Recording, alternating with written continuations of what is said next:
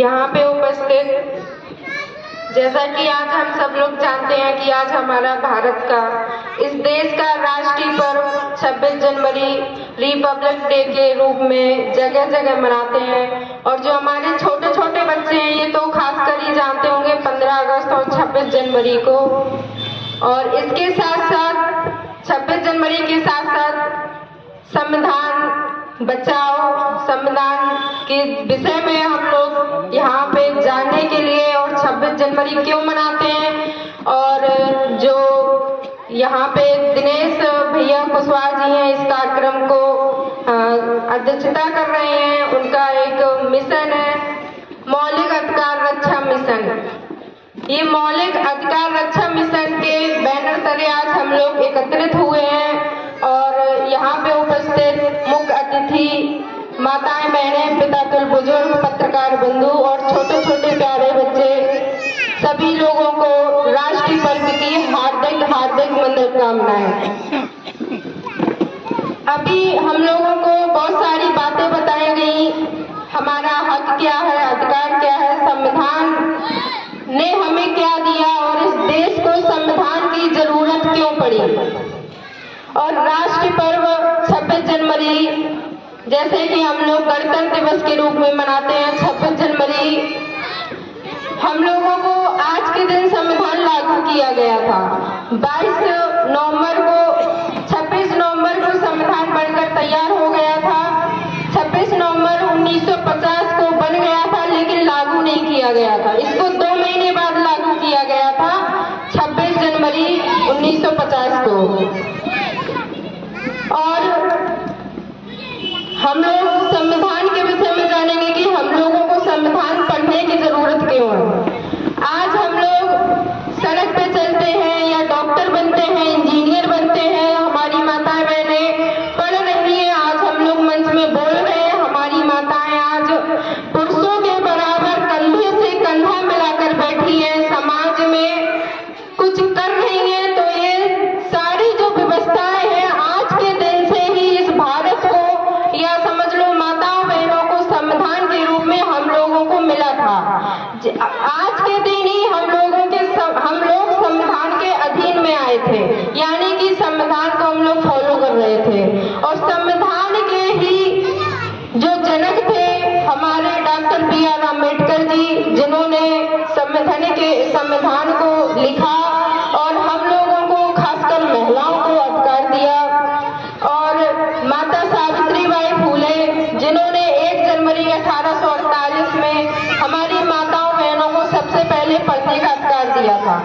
यहाँ पे हमारी माताएं बहनें बैठी हैं, कितनी माताएं बहनें जानती हैं कि सबसे पहले इस भारत में महिलाओं को पढ़ने का अधिकार किसने दिया था। वो अधिकार सिर्फ और सिर्फ माता सावित्री बाई फुले ने ही दिया था, जिनके वजह से आज यहाँ पे मंच में भी माताएं बहनें हैं और यहाँ पे भी माताएं बहनें बैठी हैं और आज मैं बोल पा रही हूँ। उन्होंने 1 जनवरी 1848 में पुणे में स्कूल खोला और हम लोगों को शिक्षित किया, नहीं तो इस भारत में माताओं बहनों की बहुत दयनीय दशा थी। संविधान नहीं होता तो हम लोगों को बहुत ही दयनीय दशा थी। उस दयनीय दशा से उभार कर लाने लिए हम लोगों की एक अंधकार में प्रकाश दिखाने वाली माता सावित्री बाई फुले, जिन्होंने हम लोगों के संघर्ष किया। जब वो पढ़ाने जाती थी तो उन पर कीचड़ पत्थर मारकर उनका अपमान किया जाता था। माताओं बहनों, आप लोगों को पता है, उन पर कीचड़ पत्थर मारा जाता था और उनका अपमान किया जाता था। क्यों? क्योंकि वो इस भारत की महिलाओं को शिक्षित कर रही थी, और उनको हक के लिए, अधिकार के लिए उनको जागरूक कर रही थी। इन्हीं के साथ साथ सबसे पहले भारत का जो पहला विद्रोह था, माता उदा देवी पासी, माता झलकारी बाई, माता अवंती बाई, जिन्होंने सबसे पहले अंग्रेजों से लड़ाई लड़ी थी।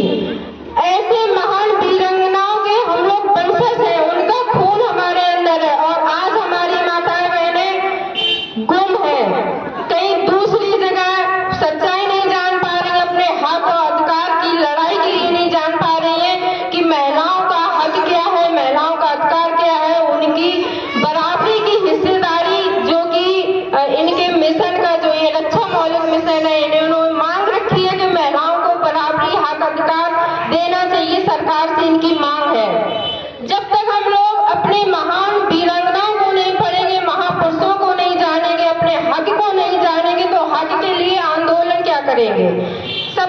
आंदोलन करने से पहले हम लोगों को अपने हक के विषय में पता होना चाहिए कि मेरा हक क्या है, मेरा अधिकार क्या है। तभी तो हम लोग अपना हक और अधिकार छीनेंगे, तभी तो आंदोलन कर पाएंगे।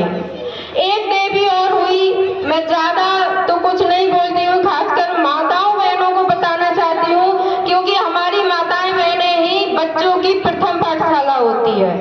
माँ अगर शिक्षित होगी तो हमारे बच्चे शिक्षित होंगे, बच्चे शिक्षित होंगे तो परिवार शिक्षित होगा, परिवार शिक्षित होगा तो समाज शिक्षित होगा, समाज शिक्षित होगा तो पूरा देश शिक्षित होगा, और जब पूरा देश शिक्षित होगा तो इस भारत को विश्व गुरु और सोने की चिड़िया बनने से कोई नहीं रोक सकता। ये पुनः सोने की चिड़िया कोई नहीं रोक सकता। ये सोने की चिड़िया, यहाँ पे कोई सोने की चिड़िया नहीं थी। सोने की चिड़िया ये सम्राट अशोक के शासनकाल के समय था। आज जो हम रिपब्लिक डे मना रहे हैं, ये अखंड भारत की स्थापना करने वाले हमारे दादा परदादा चंद्रगुप्त मौर्य, जिन्होंने बहुत पहले इस भारत को खंड खंड से अखंड कर दिया था, मैं उनको कोटि कोटि नमन करना चाहती हूँ। ये अगर पुनः सोने की चिड़िया हम लोगों को इस भारत को बनाना है तो हमारी माताओं बहनों को घर से बाहर निकलना है, घर से बाहर निकलना है और उन्हें इस देश के लिए और अपनी आत्मरक्षा के लिए, आत्मविश्वास के लिए लड़ाई करनी पड़ेगी। लड़ाई क्या करनी पड़ेगी कि हम लोगों को खुरपी फरुआ जो हम लोगों को पकड़ाया गया है काजल मूरी करने के लिए, खुरपी फरुआ की जगह हमें वोट का अधिकार जानना है। क्योंकि आप जिस दिन अपने वोट का अधिकार जान रहेंगी तो इस भारत में जो गणतंत्र का मतलब होता है, जो जनता का तंत्र होता है, जनता की शक्ति होती है, जो जनता चुन के नेता लाएगा, अपने मर्जी से जो चुनेगा। यहाँ पे किसी वंशागत का बेटा यहाँ पे हुकूमत नहीं करेगा, ना कोई राजा के बेटा या रानी का बेटा यहाँ पे किसी की सत्ता नहीं चलेगी। वो हमें बाबा साहब ने दिया है। इसका मतलब गणतंत्र का मतलब ये होता है कि जो प्रजा का जनता से चुना हुआ नेता हम लोग लाएंगे, और जो वो कैसे लाएंगे, अपने वोट की ताकत से लाएंगे। ये हम लोगों को अपने वोट की ताकत को जानना है कि हमें अपने हक और अधिकार जो हमें अच्छे इस परिवेश में जो हम लोगों को सुविधा दे, वो वोट की ताकत हम लोगों को जाननी है। वोट की ताकत तब जानेंगे जब हम लोग शिक्षित होंगे, और शिक्षित हम तब होंगे जब हमें अपने हक और अधिकार पता होंगे। हक और अधिकार हमें तब पता होंगे जब हम अपने पूर्वजों को, बाबा साहब को, माता सावित्रीबाई फुले को, सम्राट अशोक को पढ़ेंगे, ज्योतिबा फुले को पढ़ेंगे। तब हम लोगों को वास्तविक अपना इतिहास जब पढ़ेंगे तब हमें समझ में आएगा कि कहाँ से हम लोग कहाँ आ गए, हम लोग कहाँ गुलाम हैं और हमें कहाँ अपनी गुलामी करनी छोड़नी है। ये हम लोग ज्योतिबा फुले ने एक बड़ी अच्छी बात कही है कि गुलाम को गुलामी एहसास करा तो वो अपनी बेड़ियां खुद तोड़ देगा, आपको तोड़वाने की जरूरत नहीं पड़ेगी।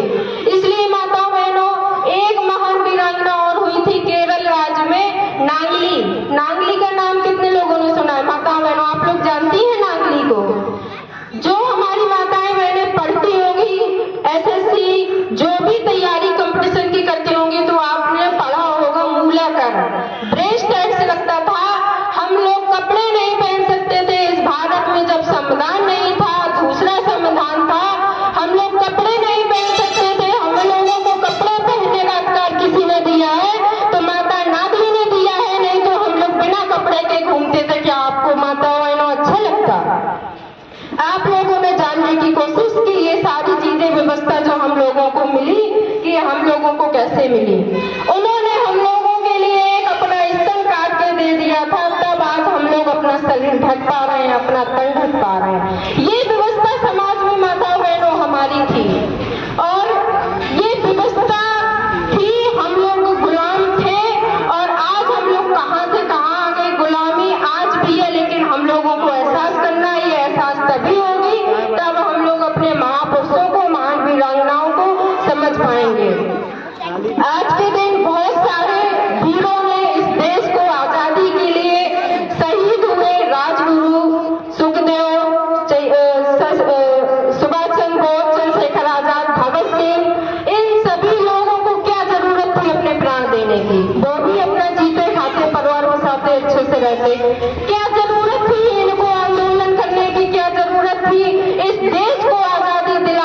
अपने प्राणों को संकट में डालने के लिए, क्योंकि वो जानते थे कि इस देश में जब तक हम लोग क्रांति नहीं करेंगे